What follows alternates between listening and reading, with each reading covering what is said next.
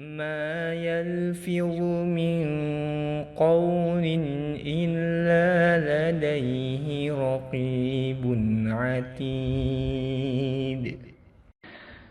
Tidak ada suatu kata yang diucapkannya, melainkan ada di sisinya malaikat pengawas yang selalu siap mencatat.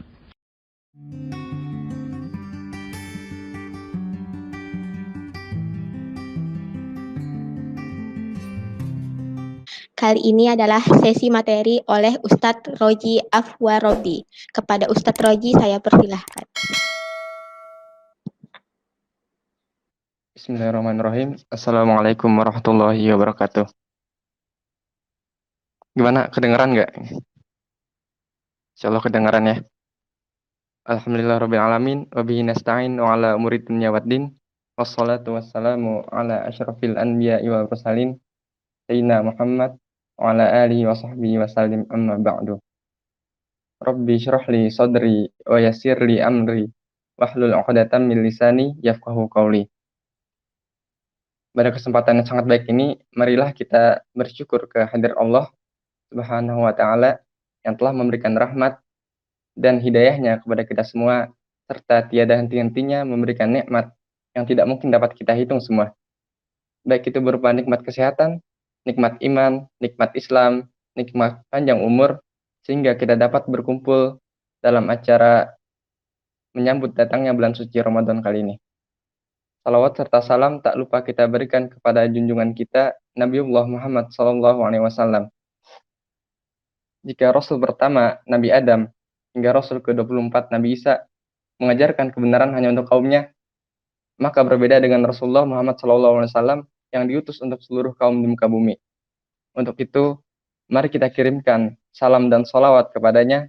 Semoga kita layak dan dapat diberi syafaat olehnya di akhirat nanti. Amin ya rabbal alamin. Sebelumnya, terima kasih kepada Ustadz dan teman-teman Rohis yang telah memberikan saya kesempatan untuk dapat memberikan sedikit ilmu. Dan marilah kita bersama-sama belajar dalam acara Tarhib Ramadan kali ini.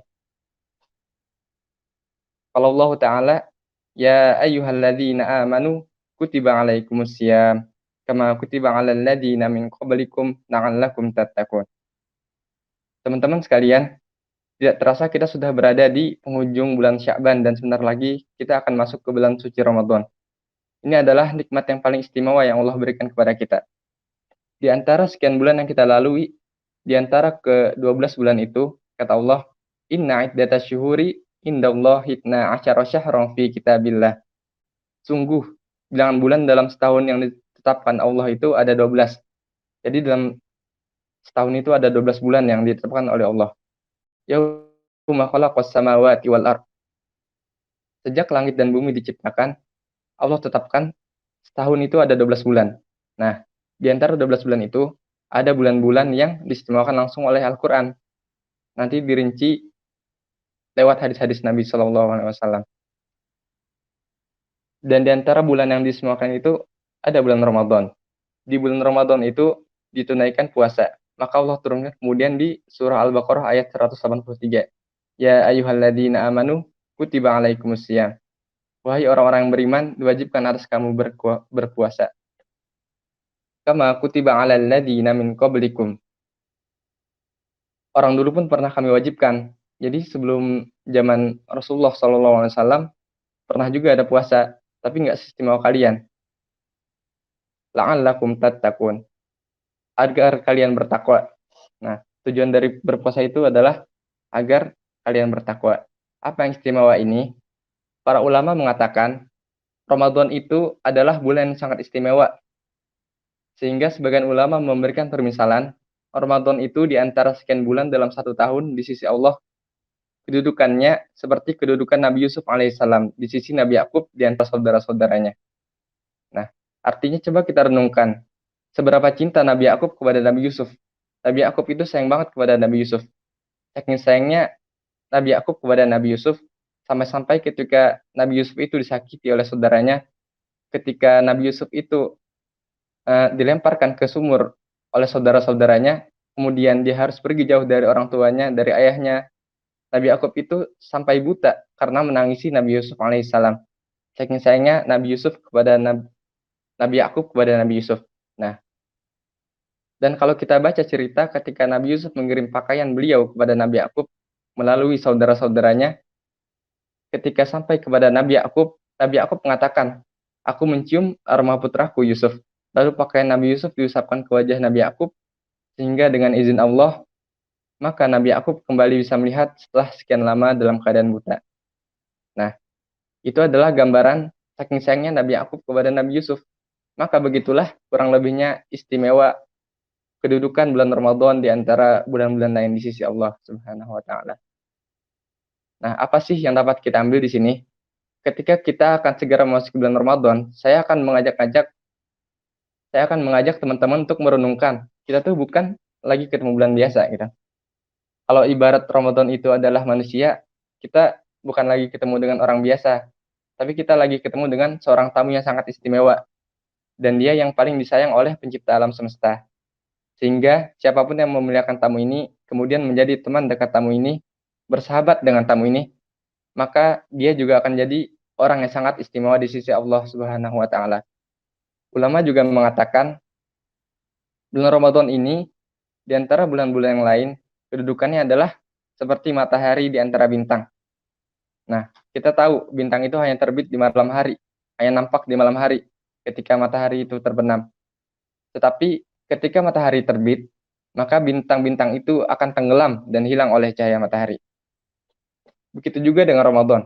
Artinya, seolah-olah kalau kita beribadah selama 11 bulan dengan segala macam bentuk ibadah, lalu ketika datang bulan Ramadan, lalu kita melakukan satu saja jenis ibadah, maka ibadah itu bisa mengalahkan semua pahala dari ibadah-ibadah kita selama 1 tahun. Ini pentingnya Ramadan. Makanya, hanya orang yang merugi ketika Ramadan, dia kehilangan kesempatan untuk beramal soleh. Rugi banget orang yang ketika Ramadan, ibadahnya sama dengan bulan-bulan yang lain. Apalagi sampai lebih sedikit gitu daripada bulan-bulan yang lain. Karena hanya bulan ini Allah Subhanahu wa taala memberikan kebaikan-kebaikan yang enggak Allah berikan pada bulan-bulan yang lain. Nah, dari Abu Hurairah, Rasulullah SAW bersabda, "Kullu amali ibnu Adam yudha'aful hasanah asyru amthaliha ila sab'i mi'ati di'fin." Qala Allah azza wa jalla, "Illa siyam fa innahu li wa ana ajzi bihi."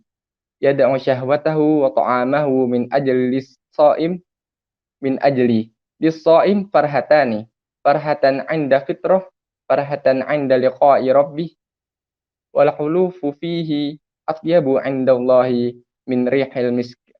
Artinya, setiap amalan kebaikan yang dilakukan oleh manusia akan dilipat gandakan dengan 10 kebaikan yang semisal hingga 700 kali lipat. Allah Ta'ala berfirman, yang artinya, kecuali amalan puasa. Amalan puasa tersebut adalah untukku. Aku sendiri yang akan membalasnya, disebabkan aku. Maka bagi orang berpuasa akan mendapatkan 2 kebahagiaan, yaitu kebahagiaan ketika dia berbuka dan kebahagiaan ketika berjumpa dengan Rabb-Nya. Sungguh, bau mulut orang-orang yang berpuasa lebih harum di sisi Allah daripada bau minyak kasturi. Riwayat Bukhari. Nah, apa makna di sini, teman-teman sekalian? Semua amal ibadah anak Adam, sholatnya, bakti sama orang tuanya, haji jihadnya, sudah ditentukan kadar pahalanya 10-700 kali lipat. Nah, ini dijelaskan dalam hadis Nabi, man qara'a harfan min kitabillah falahu asyru Nah, barang siapa yang membaca Al-Qur'an, 1 huruf aja dari Al-Qur'an, maka baginya 10 pahala. Nah, alif lam mim itu bukan 1 huruf tapi 3 huruf gitu. Jadi dapat 30. Nah, tapi di bulan Ramadan itu dikali lagi 10. Jadi yang biasanya 30 pahalanya jadi 300. Nah, jadi sudah ditentukan kadar pahalanya 10-700 kali lipat. Nah, artinya beda pahalanya antara orang, misal kita mau sedekah, keluar dari rumah membawa uang yang paling besar kan, nominalnya, paling bersih, gak ada lecet, baru keluar ATM lah, baru ngambil uang dari ATM, 100.000 misalnya. Kemudian kita taruh di dompet, niat untuk disedekahkan. Dengan uang 100.000 yang udah lecek, yang udah tua, ditaruh di kantong celana kita untuk belanja. Ini beda pahalanya dengan orang yang uangnya tercampur. Kalau ada orang miskin yang minta, dia tinggal tarik. Mau lecek, mau baru, mau tua, dikasih aja. Tanpa juga melihat nilainya kecil atau besar. Akan beda pahalanya. Ada kemasan positif di situ. Nah, beda pahala orang yang terbangun tengah malam jam 3, kalau dia sholat tahajud tanpa diprogramkan dengan orang yang dari sebelum tidur sudah niat mau sholat malam. Sudah pasang alarm dan sebelum tidur sudah menyiapkan segala sesuatu untuk sholat malam seperti baju koko, nomor cuci. Nah, seperti Abu Hanifah rahimahullah, beliau kalau mau sholat malam selalu pakai baju baru. Setiap hari baju baru. Karena tahu ingin bertemu dengan Allah. Seperti kalau kita ketemu dengan raja atau presiden, pasti kita juga akan memilih baju yang terbaik. Nah, maka ini yang dilakukan oleh Abu Hanifah. Maka dia berusaha untuk menggunakan pakaian terbaiknya. Kemudian mungkin sebelum sholat, dia mandi dulu, minum air hangat dulu, biar fokus beribadah. Maka beda pahalanya orang yang menyiapkan ibadah dengan orang yang begitu saja melakukan ibadah. Misalnya kita bangun malam, terus lihat jam, temen nih bangun jam 3, sholat mulailah. Nah, makanya ibadah itu bisa 10-700 kali lipat, tergantung kadar niat dia, dan bagaimana dia mengemas baik mungkin ibadah itu. Lalu Allah berkata, illa siyam, kecuali puasa. Puasa itu di atas 700 kali lipat. Karena Nabi SAW bersabda, kecuali puasa, karena Allah Subhanahu wa Ta'ala berfirman, dia milikku dan aku membalas langsung. Sebab dia mengenalkan syahwatnya, makanannya, minumannya, karena aku. Kalau kita membaca beberapa hadis tentang Ramadan, kita akan menemukan banyak banget hadis-hadis yang di dalamnya banyak banget keistimewaan-keistimewaan yang dimiliki oleh bulan Ramadan yang disampaikan oleh Nabi dalam hadis yang berbeda-beda. Di antaranya, Nabi mengatakan, Ramadan itu adalah bulan diturunkannya kitab suci. Bukan hanya Al-Quran ya. Kitab sucinya Nabi Ibrahim juga diturunkan di awal Ramadan. Kitab sucinya Nabi Musa diturunkan pada tanggal 6 Ramadan. Kitab suci Nabi Isa juga, termasuk kitab suci Al-Quran. Semuanya diturunkan di bulan Ramadan. Ini menunjukkan bahwa Allah memilih bulan ini di antara 11 bulan yang lain untuk Allah turunkan firman-Nya. Ayat-ayat yang mulia. Karena Allah menjadikan bulan ini termasuk bulan yang paling mulia di antara bulan-bulan yang lain. Sehingga Nabi SAW sendiri biasanya menghatamkan Al-Quran setiap bulan 1 kali. Kecuali bulan Ramadan. Nabi biasanya menghatamkan Al-Quran di bulan Ramadan itu 2 kali bersama Jibril alaihissalam. Kenapa? Karena bulan Ramadan itu bulan yang sangat istimewa. Jadi kalau bulan Ramadan itu Jibril turun ke dunia, duduk bersama Nabi di Raudhah, kemudian Nabi membaca Al-Quran dan Jibril menyimak sampai selesai. Itu bulan Ramadan. Makanya Allah berfirman, Syahrul Ramadan alladzi unzila fihi Al-Quran. Nah, bulan Ramadan, bulan dalamnya Allah turunkan Al-Quran. Ulama juga mengatakan dari hadis-hadis Nabi, bahwa bulan Ramadan itu bulan ampunan dosa, dan bulan dibebaskannya dari api neraka. Sampai ada sebuah hadis Nabi mengatakan, setiap malam di malam Ramadan, Allah memerdekakan atau membebaskan hambanya dari api neraka. Setiap malam selama Ramadan. Nah, kebayang gak sih teman-teman, berapa orang yang setiap malam di malam Ramadan yang Allah panggil namanya? Walaupun kita tidak mendengar, tetapi malaikat yang akan menjadi saksi karena malaikat mendengar. Allah panggil namanya, nama yang ada di KTP-nya, nama yang ada di kartu siswanya. Fulan bin Fulan, Fulanah bin Fulan, terjamin terbebas dari api neraka. Itu adalah kemenangan yang luar biasa kalau kita dijamin terbebas dari api neraka. Sekarang aja orang bebas dari penjara kayak merdeka banget gitu kan. Jangan penjara, kita aja kalau udah dengar bel pulang langsung senang. Nah, ini bebas dari seburuk siksaan, berat-berat hukuman, yaitu api neraka. Dan itu terjadi setiap malam Ramadan. Sehingga Nabi sampai mengatakan, Man qoma Ramadana imanan wahtisaban ghufira lahu ma taqaddama min dzambih. Siapa yang malam Ramadan melakukan ibadah qiyamul lail, yaitu salat tarawih atau tahajud, maka Allah akan hapuskan dosa-dosa yang lalu. Itulah kenapa kita dianjurkan tarawih di bulan Ramadan. Sebanyak-banyaknya. Bisa 8 rakaat, bisa 20 rakaat. Kalau di Indo segitu ya. Tapi kalau di luar ada juga yang 36 rakaat dan seterusnya. Karena banyak riwayat tentang jumlah rakaatnya atau memperbanyak bacaan ayat-ayatnya supaya malam-malam Ramadan kita termasuk orang-orang yang sedang mendirikan ibadah salat sunnah. Sehingga kita berharap malam itu nama kita disebutkan oleh Allah. Fulan bin Fulan terbebas dari api neraka. Fulan bin Fulan dijamin masuk surga. Amin. Kita pasti pengen banget nama kita disebutin sama Allah. Nama yang kita pakai sehari-hari. Nama panggilan kesayangan kita. Nama yang diberikan oleh orang tua kepada kita. Itu yang dipanggil oleh Allah. Belum lagi Allah menghapus dosa-dosa kita. Man shoma Ramadhana imanan wahtisaban ghufira lahu ma taqaddama min dzambi. Barang siapa yang berpuasa di bulan Ramadan karena iman dan mengharapkan pahala dari Allah, maka dosanya di masa lalu akan diampuni. Selain mendapatkan pahala yang lebih banyak, berpuasa juga dapat membersihkan dosa-dosa kita yang telah lalu. Apa syarat diampuninya? Di sini disebutkan ada dua. Iman dan wahtisaban. Karena iman dan mengharapkan pahala dari Allah. Apa yang dimaksud dengan iman ini, teman-teman? Keimanan artinya semua orang pun tidak puasa, saya tetap puasa. Urusannya antara saya sama Allah. Itu makna keimanan. Jadi bukan puasa karena gak enak sama temen, gak enak sama orang tua, gak enak sama lingkungan, dipaksa sama atasan. Enggak. Iman itu emang karena Allah. Siapa yang berpuasa karena keimanan, yakin karena Allah dan mengharapkan pahalanya, maka dibersihkan dosa-dosa yang telah lalu. Dia pernah begini, aku maafkan. Dia pernah lupa ini, aku maafkan. Dia pernah melakukan kesalahan ini, aku maafkan. Setiap malam. Bahkan dalam riwayat lain, Nabi mengatakan, bukan hanya pada malam hari, tetapi pada saat berbuka juga. Lalu Allah berkata, untuk orang puasa, kujanjikan dua kegembiraan. Farhatani, farhatan inda fitrah, farhatan inda liqa'i rabbih. Pada saat dia buka puasa, dan saat dia bertemu dengan Tuhannya. Apa makna kegembiraan ketika buka puasa? Apa maknanya? Ulama hadis mengatakan ada 3 makna di sini. Jadi ada beberapa pendapat. Pertama, karena haus dan laparnya hilang. Ini udah umum ya. Jadi kan lapar tuh dari subuh sampai maghrib. Nah, ini gembira karena dia udah bisa makan. Gitu.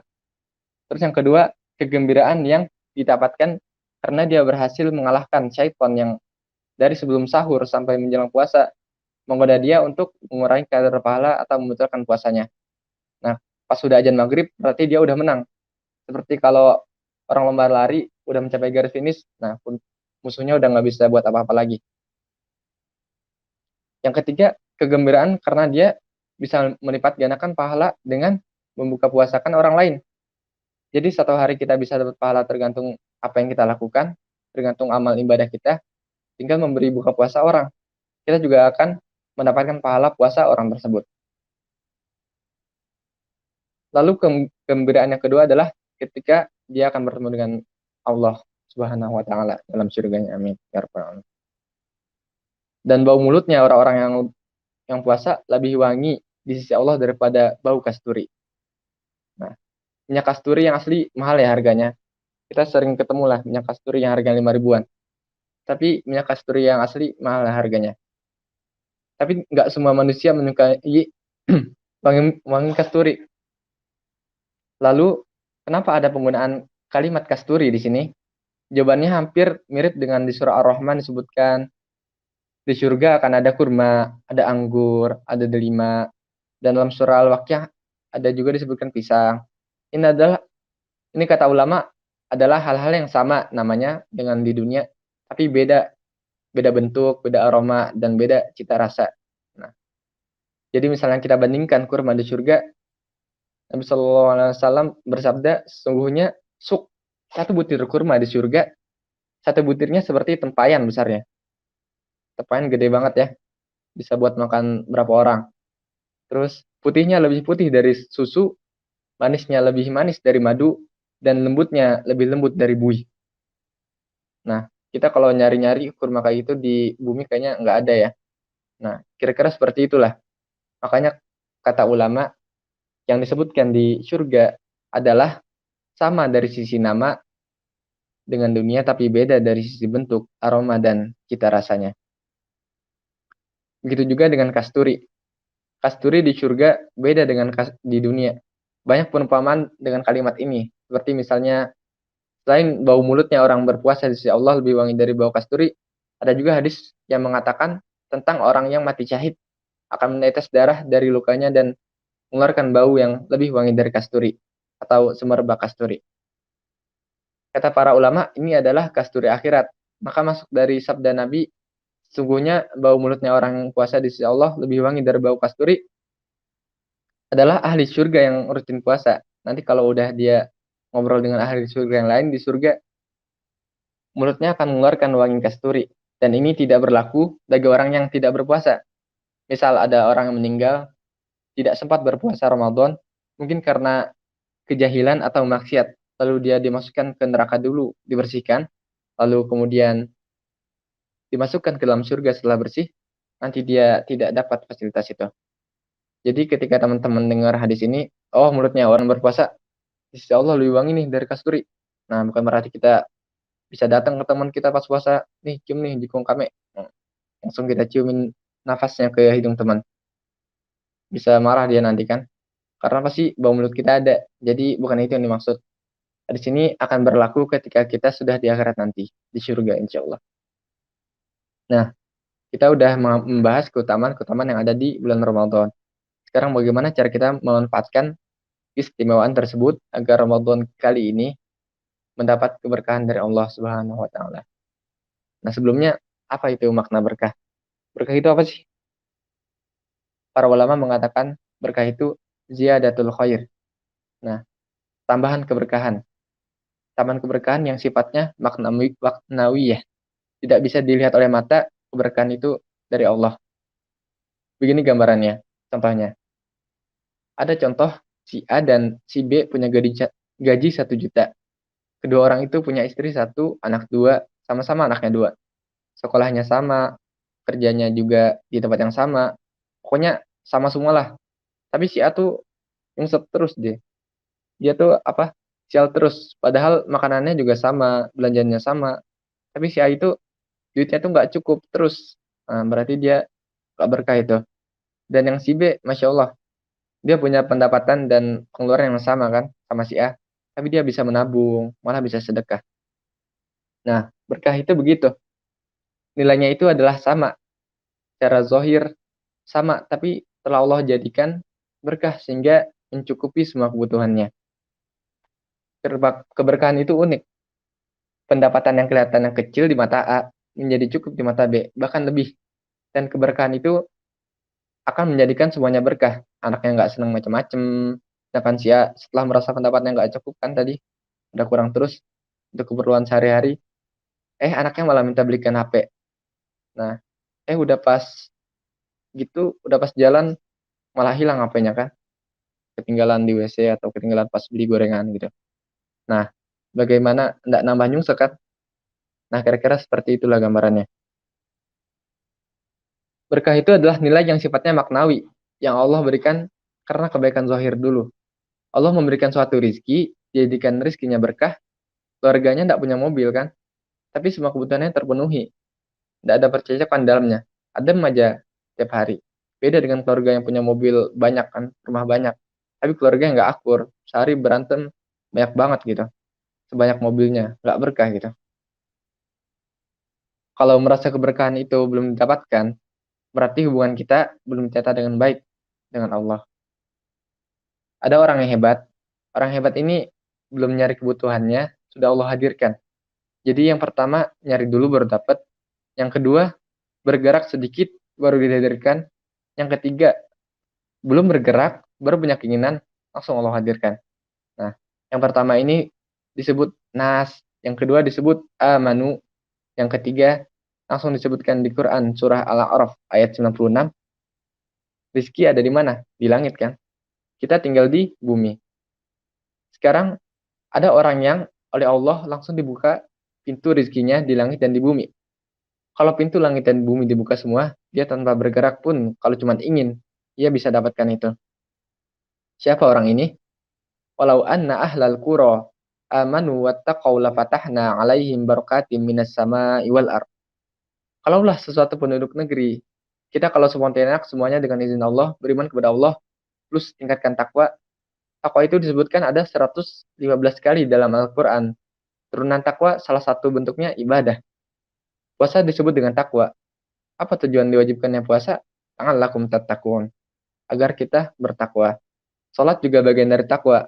Baca Al-Quran juga bagian dari takwa. Tahajud juga bagian dari takwa. Infak juga bagian dari takwa. Semua amalan tersebut sangat dianjurkan dilakukan pada bulan Ramadan.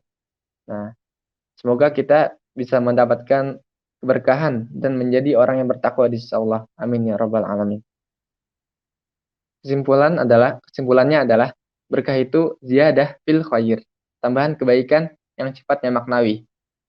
Kita nggak bisa melihatnya, tapi pada akhirnya kita pasti bisa merasakan, oh itu berkah gitu. Nah, dengan keistimewaan dan keberkahan yang sangat melimpah tadi, maka tidak mungkin bagi umat muslim untuk tidak bergembira dengan kedatangan bulan suci Ramadan.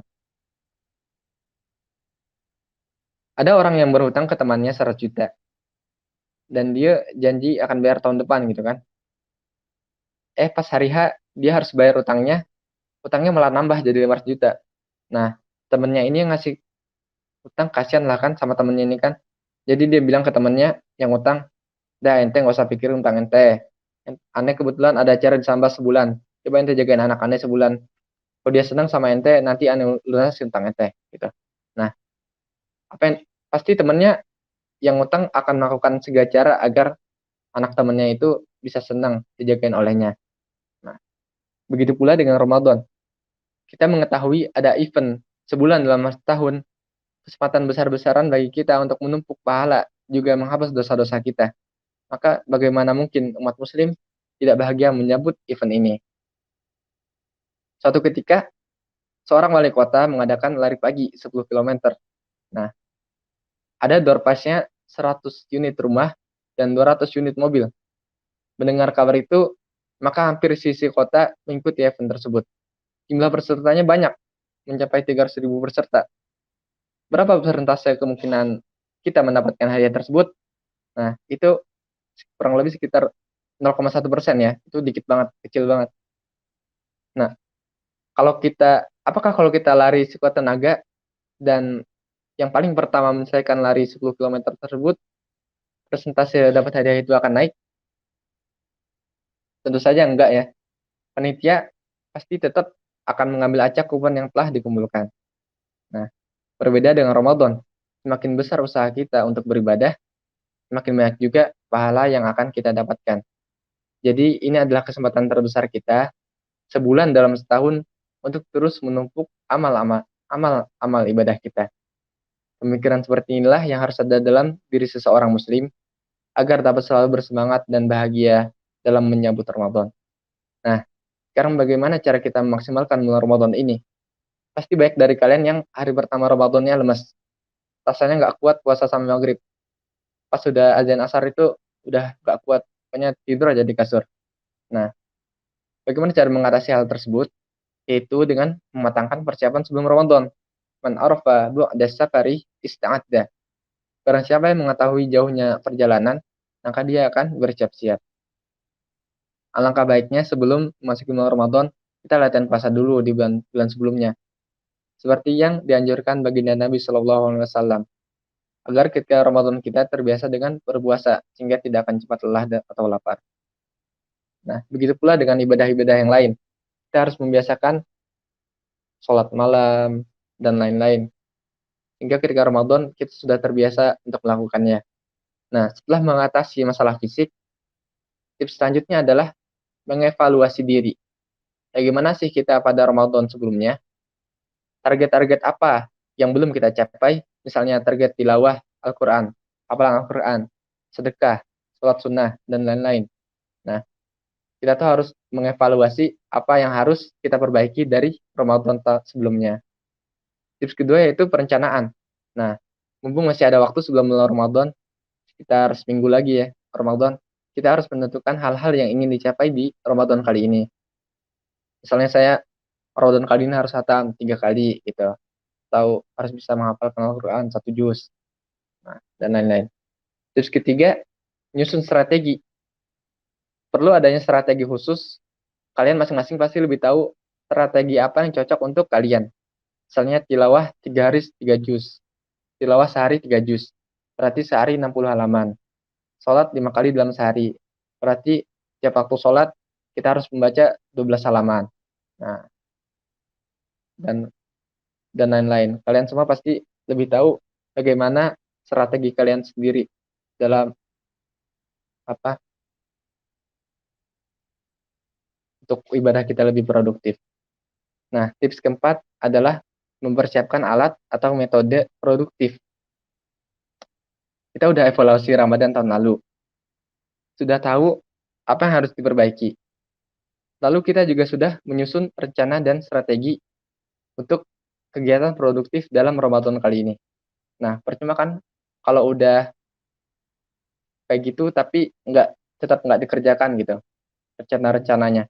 Nah, makanya di sini butuh alat untuk membantu kita dalam mengerjakan kegiatan-kegiatan tersebut.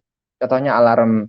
Jadi kalau kita udah rencanain, pokoknya sebelum subuh harus sholat itu dulu, harus sholat qiyamul lail. Nah, habis itu sahur, terus sholat subuh, terus habis subuh sampai syuruk di masjid gitu. Nah, kita harus pasang alarm di setiap rencana kegiatan kita agar dapat mengingatkan kita dan mengembalikan semangat kita. Nah, mungkin hanya ini yang bisa saya sampaikan. Jika ada salah itu datang dari kurangnya ilmu yang saya miliki, dan jika ada kelebihan itu datangnya hanya dari Allah semata. Akhirul kalam subhanakallahumma wa bihamdika asyhadu an la ilaha illa anta astaghfiruka wa atubu ilaik. Wallahu a'lam bishawab. Wassalamualaikum warahmatullahi wabarakatuh.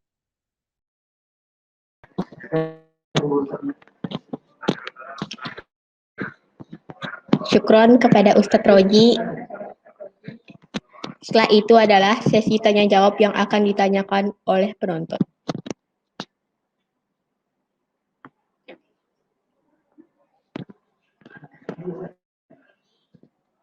Mana pertanyaannya?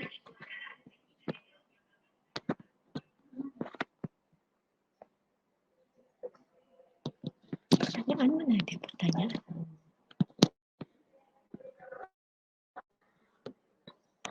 Pertanyaan pertama. Ustadz, bagaimana caranya agar kita tidak lalai karena bermain HP?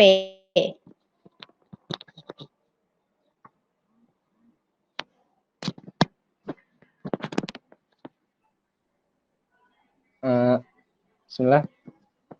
Bagaimana cara kita tidak lalai dalam bermain HP gitu. Nah, pasti setiap anak muda zaman sekarang sering bermain HP ya.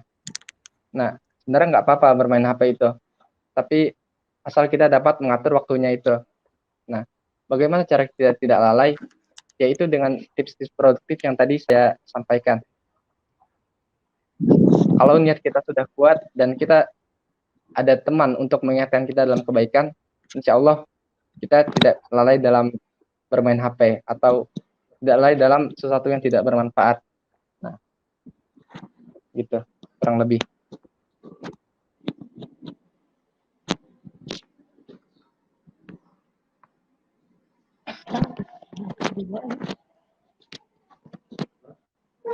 Ada yang nanya.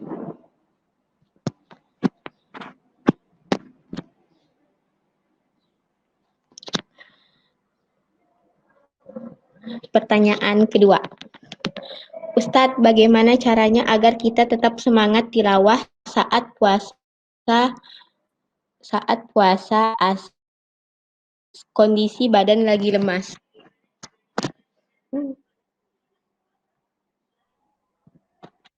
Nah, bagaimana cara tilawah ketika kondisi badan kita sedang lemas pas bulan Ramadan ya. Nah, kalau misalnya suara kita udah serak gitu, udah nggak bisa nggak bisa ngaji lagi, nah, itu udah nggak usah dipaksain. Itu pas lagi puasa, pas dari habis sahur sampai maghrib gitu. Jadi kalau misalnya subuh udah berusaha semaksimal mungkin kita tilawah, zuhur sudah berusaha semaksimal mungkin, nah terus pas asar nih kita mau ngaji tapi nggak bisa gitu kan, udah nggak kuat suara kita. Nah, nggak apa-apa, jangan dipaksakan. Tapi nanti setelah sudah berbuka, sudah kembali enak suaranya, nah itu kita bisa memaksimalkan kembali tilawah kita. Gitu.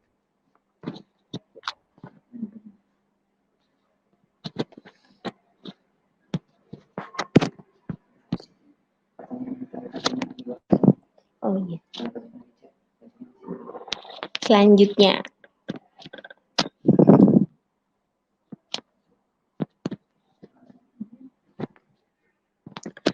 Selanjutnya pertanyaan dari Abdullah Azam 5B.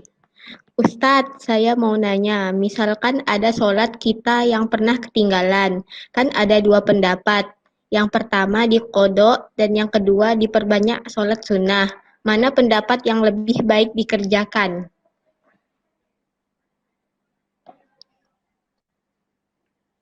Nah, kalau misalnya sholatnya itu sholat fardu atau sholat wajib, itu lebih baik jika kita ganti sholatnya ketika kita ingat gitu. Jadi misalnya subuh tadi kita nggak sholat subuh kan, nah tiba-tiba pas setelah zuhur kita ingat kalau kita belum sholat subuh. Nah, sebaiknya ketika pas ingat itu langsung kita ganti gitu. Kalau sholat sunnah kita bisa, kalau sholat sunnah ya nggak apa-apa lah ketinggalan sekali-sekali gitu kan.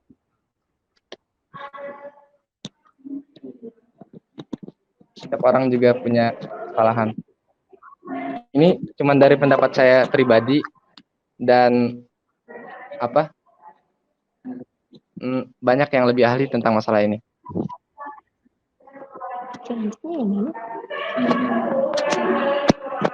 Mungkin cukup. Selanjutnya.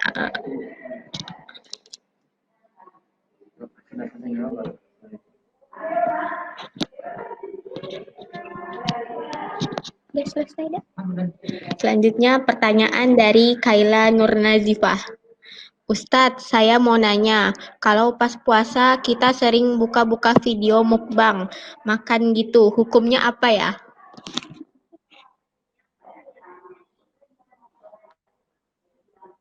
Nah, kita kalau saya sering buka makanan video mukbang itu kan, nonton Tamboykun misalnya di YouTube. Nah, itu menurut saya nggak apa-apa, asalkan kita nggak makan gitu. Kalau kita juga ikut makan, ya pasti kita juga batal puasanya gitu kan. Nah, selama kita tidak makan dan cuma menonton saja untuk mendapatkan hiburan, untuk bisa menghabiskan waktu ketika kita sudah lemes gitu, nggak bisa ibadah lagi, nah itu nggak apa-apa lah buat hiburan.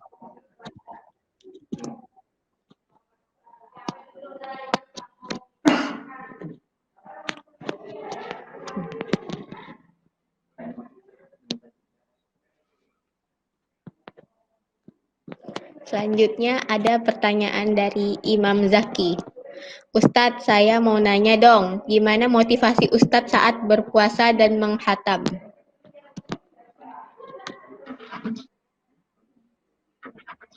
Motivasi sendiri itu berasal dari target. Nah, sebelum datang bulan Ramadan, kita sudah menargetkan berapa banyak kita ingin menghatamkan Al-Quran. Nah, lalu setelah misalnya kita mau menghatamkan 10 kali gitu, berarti setiap hari 10 juz kan. Nah, berarti bagaimana kita mengatur strategi agar dalam sehari itu bisa menyelesaikan 10 juz. Nah, berarti dalam setiap sholat kan 5 kali itu. Berarti setiap sholat 2 juz selesaikan. Sebelum sholat 1 juz, setelah sholat 1 juz. Nah, itu bisa menjadi motivasi juga dengan kalau misalnya kita pengen lebih baik dari Ramadan sebelumnya. Misalnya Ramadan sebelumnya cuma khatam 8 juz, 8 kali. Nah, sekarang pengen lebih dari 8 kali kan, 10 kali gitu. Itu bisa juga menjadi motivasi kita. Selanjutnya ada pertanyaan dari Han Titik. Ustadz izin bertanya, bagaimana cara mengatasi rasa ngantuk yang muncul setelah sahur? Nah, bagaimana cara mengatasi rasa ngantuk yang muncul setelah sahur? Nah, saya sendiri pas tidur malam itu harus lebih awal gitu. Enggaknya paling telat jam 10. Nah, jam 9. Nah, di situ nanti kita akan bangun sendiri biasanya. Kalau nggak pakai alarm, biasanya juga bangun sendiri. Itu biasanya bangun jam 3, kalau nggak jam 4. Nah, dan itu kita bisa sahur gitu. Nah, dan bagaimana cara kita mengatasi rasa ngantuk yang muncul setelah sahur? Asalkan tidur kita cukup, insya Allah kita tidak ngantuk lagi gitu. Kalaupun masih ngantuk lagi, kita bisa mandi subuh atau ngaji lah, kalau nggak olahraga. Nah, insya Allah itu bisa mengusir rasa ngantuk yang muncul setelah sahur.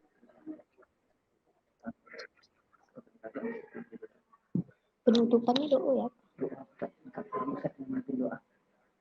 Oh, Ustadz yang mungkin doa.